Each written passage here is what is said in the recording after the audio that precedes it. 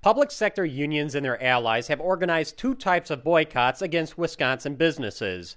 One is against small businesses who are being told to display pro-union signs or be boycotted. Their customers are on all sides of political issues, and they go out of their way to try to keep a low profile of their own political views because it's personal to them, and it has to do with who they choose to vote for or who they choose to support at election time. And so they don't put up advertising in their business, pro or con, typically on candidates.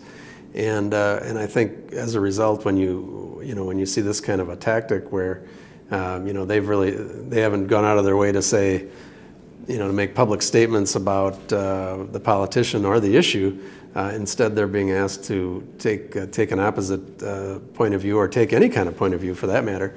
I think they're reluctant to do so because it's going to alienate somebody on one side or the other. The other is against larger companies whose employees donated money to Scott Walker's gubernatorial campaign.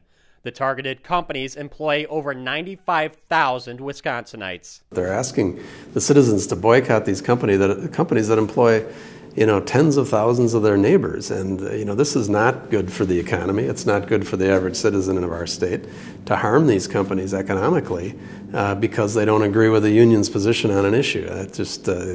It's not in the best interest of our state. It's not in the best interest of the citizens. These companies are listed on the website scottwalkerwatch.com. It says in order to get off the list, a company must put out a press release and a video featuring its CEO denouncing Scott Walker and the Republican Party. We've gotten lots of contact from members about these boycotts, and so far I've yet to run into a single person who is acceding to their demands. They're basically asking you to come out publicly and support their position and oppose Governor Walker, and I think most of these companies recognize that they can't start going down that road, no matter what the issue is, of being pushed around by these kind of tactics. And so none of them have really caved in, but they're concerned about it to some extent. Some have reported that they've actually seen an increase in business as a result of it, because I think there's a good share of the citizenry that is opposed to what the unions are doing and feels that they should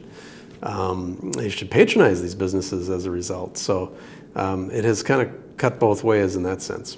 Not only are these practices questionable, they could also be illegal. If you threaten them to get them to do something that's against their will or intent, to make them, force them to do something that isn't basically something that they would otherwise do, that's a Class H felony in Wisconsin. So I think it's pretty clear that these boycotts fall under that statute, and a business would have to go to their local police department and file a complaint in order to get this enforced. Meanwhile, Senator Van Wangard sent a letter to the Attorney General on Thursday, asking him to investigate some of the boycotts being organized in the state.